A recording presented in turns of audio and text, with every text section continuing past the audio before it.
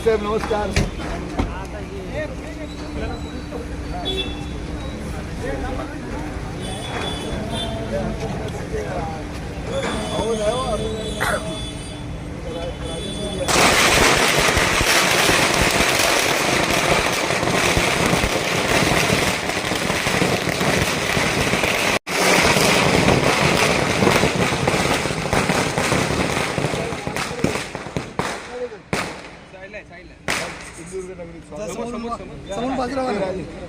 दोन मिनिट हे संकेत या सगळे कार्यकर्ते समोर समोर समोर स्वागत. एक मिनिट नाही होऊ शकतो. मंत्री झाल्यावर बुके खाली घ्या ना. आणि चिंटूला झाल्यावर आमच्या विनंतीला मान देऊन आलो. मला दिले मला पुढे जायचं. दोन 5-10 मिनिटं 5-10 मिनिटं असं जागा आहे तुमची स्वतःची. 5 एकरच्या खाली जागा आहे स्वतःची. म्हणजे गेली 50-60 वर्षापेक्षा अधिक आहे. हे सगळं घ्यावं. आणि जवळजवळ दुसरं आमचं काय म्हणणं माहिती आहे, तर याला लागून पेट्रोल पंप आहे, त्याच्या बाजूला एक फ्रंटेज आहे पूर्ण. तो फ्रंटेज जर अंबाला फार मोठी समस्या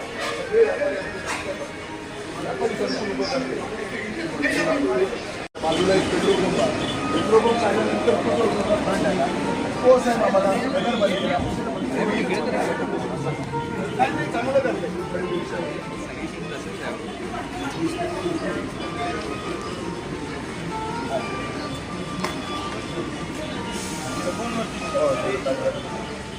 पण हे बसताना अनेक वर्ष 60-70 वर्षांच्या अधिक पण लागला आहे. तसंच आहे. काही काही हे जवळ पेट्रोल शहराला साधेच असं एक सौंदर्यीकरण व्हावं. हे तुम्ही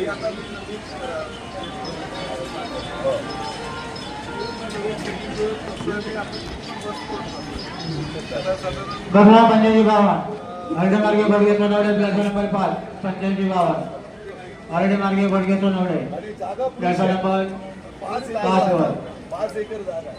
निवेदन आहे आम्ही दोन निवेदन हे जरा छोटं डेव्हलप करा.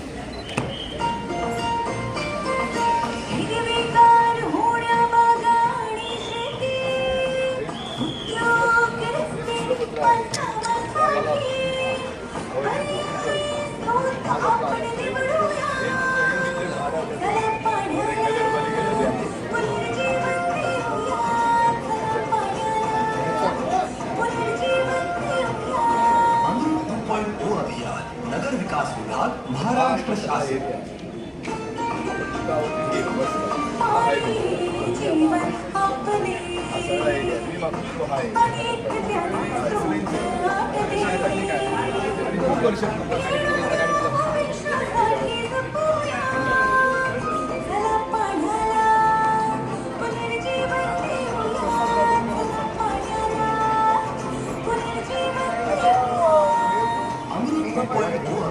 नगर विकास विभाग महाराष्ट्र शासन.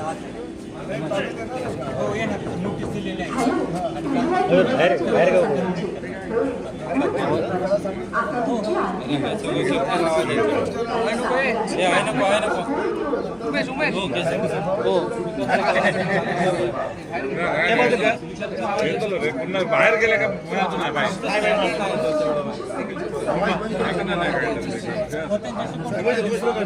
आपल्या जिल्ह्याला जवळजवळ 900 कर्मचारी कमी आहेत. 1140 कर्मचारी आहेत. 900 कर्मचारी कमी आहेत.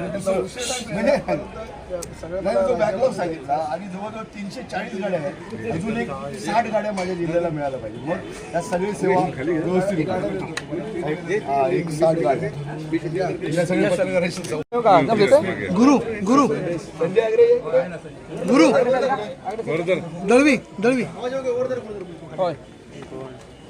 दळवी एकंदरीत देवगड आणि आता कणकोली बसस्थानाची पाहणी केल्यानंतर सावंतवाडी देखील पाहणी करतायत. दुरावस्थेत आहे बसस्थानक. पूर्ण कोकणचा दौरा कालपासून चालू केलेला आहे. प्रामुख्यानं नवी मुंबईपासून पाली आणि माणगाव, महाड, कोल्हापूर हे सगळे, संगमेश्वर, देवगड हे सगळे छोटे छोटे सुद्धा एस टी स्टँड आणि डेपो बघून काय सुधारणा करायला हवी, काय परिस्थिती आहे आणि त्यानुसार काय आपल्याला उपाययोजना भविष्यामध्ये करायची याची सगळी आमच्या अधिकाऱ्यांना घेऊन पाहणी केली. असं निदर्शनास आलं की काही गोष्टी आमच्याकडे एवढ्या मोठ्या प्रमाणात म्हणजे ईश्वराची देण आहे असं म्हणायला हरकत नाही की पूर्ण जागा सगळीकडे एस टी महामंडळाच्या एवढ्या सुंदर आणि चांगल्या मोक्याच्या ठिकाणी आहे. त्या जर योग्य प्रकारे डेव्हलप केल्या आणि सर्वसामान्य प्रवाशांच्या दृष्टीनं जर उपाययोजना त्यावर केल्या तर निश्चितपणे त्याला चांगले दिवस येऊ शकतील. आताच आमचे संदेश वारकर आहेत, राजन तेली आहेत, त्यांचे उपनेते आहेत, सगळ्यांनी मिळून ह्या कणकवलीच्या एस टी स्टँडवर जेव्हा आणलं तेव्हा मला असं वाटलं की ह्या ठिकाणी जर व्यापारी तत्वावर आपण एक चांगल्या प्रकारचं बसस्टँडच्या ऐवजी बस पोर्ट केलं तर निश्चितपणे अतिशय चांगल्या प्रकारचे दिवस या एस टी स्थानकाला येऊ शकेल आणि तशा पद्धतीचा निर्णय आम्ही घेतो आहे. प्रामुख्याने बसेसची कमतरता असल्याचं सांगितलं जातं आहे. त्या बसेससुद्धा पुढल्या 2 महिन्यामध्ये साधारणतः 30 ते 40 बसेससुद्धा ह्या जिल्ह्याच्या दृष्टीकोनातून देण्याच्या सूचना मी माझ्या अधिकाऱ्यांना दिलेल्या आहेत. कमतरता आहे ती कर्मचाऱ्यांची, त्या बाबतीतसुद्धा आम्ही निविदा प्रक्रिया राबवलेली आहे एस टी महामंडळाच्या वतीनं आणि ऑगस्ट 15पर्यंत आम्ही कामगारांची सुद्धा जी काही टेम्पररी तत्वावर भरती करणार आहोत त्यातलं काही कामगारसुद्धा या ठिकाणी आम्ही देऊ. त्यामध्ये एस टीचे ड्रायव्हर असतील, कंडक्टर असतील, कार्यशाळेचे कर्मचारी असतील. त्यामुळे एस टी महामंडळाच्या माध्यमातून ज्या ज्या सुविधा कोकणवासियांना द्यायला हव्यात त्या सगळ्या सुविधा 100% आम्ही देण्याचा प्रयत्न करतो आहे. प्रामुख्यानं उद्या एस टीचा एक 78वा वर्धापन दिन आणि त्या वर्धापन दिनाच्या निमित्तानं एस टी महामंडळाचं एक वेगळं रूप तुम्हाला बघायला मिळेल. जे आता समजा शौचालय वगैरे दिसतात त्या ठिकाणी 5 रुपये 10 रुपये असे घेतले जातात प्रवाशांकडनं. उद्यापासून 1 रुपयासुद्धा प्रवाशांकडनं त्या ठिकाणी घेतला जाणार नाही. ही एस टी स्टँडची जी काही स्वच्छता आहे ती स्वच्छता केली जात नव्हती, ती आता दर 4-4 तासाला स्वच्छता केली जाईल. त्यामुळे एस टी स्टँड आमचं स्वच्छ राहील. ज्या बसेस आहेत ज्या सकाळी इकडनं सुटतात त्या बसेसचं यांत्रिक झाडूच्या सहाय्यानं आम्ही साफसफाई करू आणि नंतरच एस टी स्टँडवरनं ती बस बाहेर पडेल अशा पद्धतीची योजना एस टी महामंडळाच्या माध्यमातून आम्ही राबवतो आहे. आणि जेवढं काही महायुती सरकारच्या माध्यमातून एस टीला चांगले दिवस देण्याचा प्रयत्न आम्ही करतो आहे. ठीक आहे, ही वस्तुस्थिती आहे की एस टी महामंडळ सुविधा आणि सेवा देत असताना थोडे तोट्यात जाते, परंतु शेवटी ही राज्य शासनाची एक गरज आहे. कारण सर्वसामान्य प्रवाशांची गरज ही राज्य शासनाची गरज असते आणि त्यामुळे भले तोट्यात जरी चालत असेल तरी मी एस टी महामंडळाच्या माध्यमातून दिवसाला 55 लाख प्रवाशांना सुविधा देत असतो आणि भविष्यामध्ये त्या देत राहतो. साहेब, आपण लावलेलं आहे एकंदर जे प्रवासी दिवसाला 50 लाख प्रवासी फिरतात, साधारण 600 ते 800 कोटीचा एक्स्ट्रा महसूल तुमच्याकडे जमा होतोय. न्यूज 18 मराठीने या संदर्भात सावंतवाडी स्थानकाचा पोलखोल केलेला होता. तिथे अशी स्थिती, सर प्रश्न असा, स्थिती अशी आहे की लोक जे आहेत ह्या लोकांना सुविधा नाही, मात्र अधिकारी AC मध्ये आहेत आणि त्यांच्याकडे या प्रश्नांची उत्तरं नाही आहेत.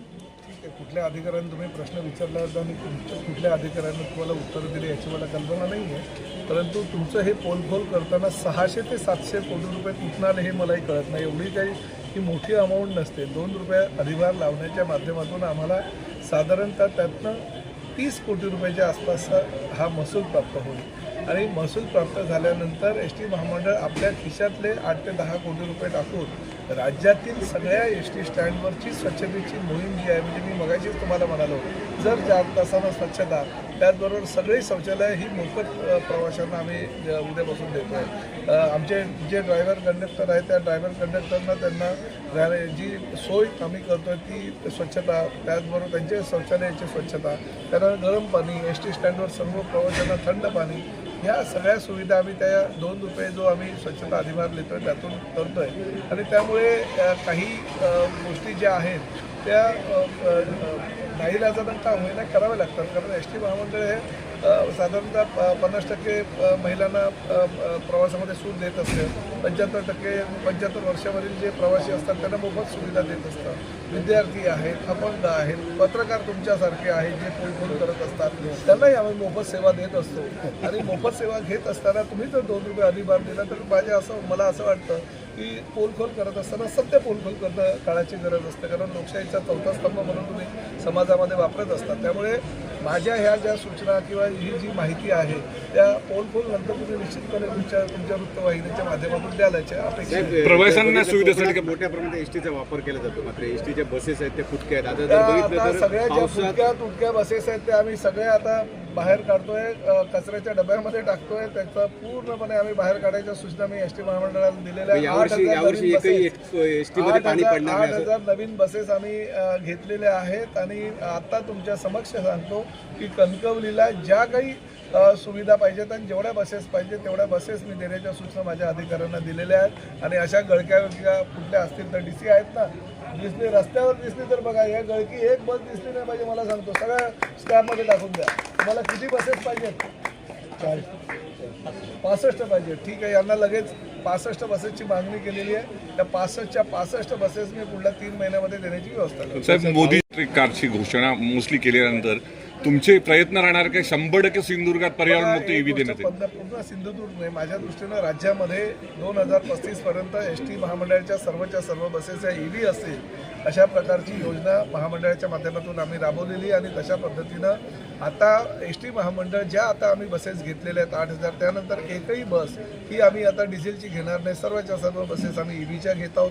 फक्त प्रश्न असा आहे की EVच्या बसेस आम्ही घेऊ, परंतु शेवटी सगळीकडे चार्जिंग स्टेशनची गरजसुद्धा असते. ती चार्जिंग स्टेशनची आम्हाला पूर्तता करावी लागणार. तर आम्ही पहिलं चार्जिंग स्टेशन बनवणार आहोत आणि नंतर EVच्या बसेस घेणार आहोत. त्यामुळे आदरणीय पंतप्रधान नरेंद्र मोदीजी, त्याचबरोबर देवेंद्र फडणवीसजी आणि आमचे उपमुख्यमंत्री आणि नेते एकनाथ शिंदे साहेबांच्या माध्यमातून आम्ही या ठिकाणी जास्तीत जास्त EVच्या पर्यावरणपूरक बसेस ज्या आहेत त्या देण्याचा आम्ही प्रयत्न संदेश पारकर शिवसेनेच्या वाटेवर असल्याची चर्चा आहे. फार जवळचे मित्र आहेत आणि आज नाहीत. बघा, एका बाजूला राजन तेली आहे, दुसऱ्या बाजूला संदेश पारकर आहे, मध्ये प्रताप धनुष्यबाण कधी घेणार आणि आमच्यावर एकनाथ शिंदे साहेब आहे. त्यामुळे जो रामाचा धनुष्यबाण आहे आणि शिवधनुष्य घेऊनच त्यांनी राजकीय आपल्या याला सुरुवात केलेली आहे. त्यामुळे ते जरी मनानं आमच्या सोबत असले तरी तणानं नसले तरी निश्चितपणे भविष्यामध्ये योग्य तो निर्णय योग्य वेळी घेतला जाईल आणि एकनाथ शिंदे साहेब तो निर्णय घेत असतात. आल्यानंतर NCP लढत असताना, तटकर लढत असताना बंडखोरी महेंद्र नाही, बघा, महायुतीचं सरकार आहे आणि महायुतीच्या सरकारच्या माध्यमातून तिकिटांचं वाटप म्हणजे किंवा ज्या 17 जागा आहेत त्या 17 जागा कोणी किती लढवाव्या याचा निर्णय तिन्ही पक्षाच्या प्रमुख नेत्यांनी घेतलेला आहे. आणि तिन्ही पक्षाच्या प्रमुख नेत्यांनी एकदा जो निर्णय घेतला तो निर्णय आम्हाला 100% मानावाच लागतो. काही बंडखोरी वगैरे होणार नाही. एकनाथ शिंदे साहेब पक्षाचं नेतृत्व करत असताना ज्या ठिकाणी गरज आहे त्या ठिकाणी तेथील नेत्यांना विश्वासात घेऊनच भविष्यातली रणनीती आखतील. त्यामुळे महायुतीच्या माध्यमातून 22 जूनला 17च्या 17 जागा निवडून आलेल्या तुम्हाला दिसतील. सर, वाढवला तरी जे प्रवासी आहेत त्यांना विशेष सेवा देण्यासाठी काय मोहीम आखणार आहात का? बघा, आता मी तुम्हाला सांगितलं की हे जी आता विशेष सेवा जी आहे ती आपण देतोय. आपण नरेंद्र मोदी यांच्या वाढदिवसाच्या निमित्तानं प्रत्येक स्थानकावर 75 वर्ष त्यांची पूर्ण झाली म्हणून आपण मोफत वाचनालय देतोय. कणकवली बस स्थानक, कणकवली बस डिव्हिजनल ऑफिस आणि तेलरे बस स्थानक या तिन्ही ठिकाणी आम्ही PPP तत्वावरचं बस पोर्ट निर्माण करतो. त्यामुळे आज जरी बस स्टेशन अशा परिस्थितीत असेल तरी भविष्यामध्ये एअरपोर्टच्या ज्या सुविधा आहेत त्यातल्या म्हणजे मी तेवढं मोठं म्हणणार नाही पण त्या लेवलच्या सुविधा एस टी महामंडळाच्या माध्यमातून सर्वसामान्य प्रवासी जे 55 लाख प्रवासी दिवसा आमच्या गाडीतून प्रवास करत असतात त्यांना देण्याचा आमचा प्रामाणिक प्रयत्न आहे. साहेब, वाहन आणि चालक आहे त्यांची देखील मोठी कमतरता आहे एकंदरीत या चालकांची. ती आहे, मी सांगितलं मगाशी की 900 कर्मचाऱ्यांची कमतरता आहे. परंतु त्यातल्या जास्त जागा या ऑगस्ट महिन्यामध्ये आम्ही टेम्पररी तत्वावर भरतोय आणि त्यांना देऊ. परमनंटसुद्धा जवळजवळ 18,000 जी पदं आहेत त्याची मागणी आम्ही राज्य शासनाकडे केलेली आहे. ती मंजूर केल्यानंतर राज्य शासनाकडे सुद्धा आम्ही पाठपुरावा करतोय आणि परवानगी भरती सुद्धा आम्ही करणार, परंतु तात्पुरत्या स्वरूपात भरतीपत्र आम्ही काही महिन्यामध्येच करतो. दीपकचा जो डेपो आहे बीओटी तत्वावर आणि देशातला नंबर 1 होईल, पण तो केव्हा होईल? म्हणजे आता मी तिकडे चाललोय, ते आम्ही दोघं मिळून, तुम्ही चला माझ्यासोबत, आम्ही दोघं एकत्रितपणे तुम्हाला सांगू केव्हा.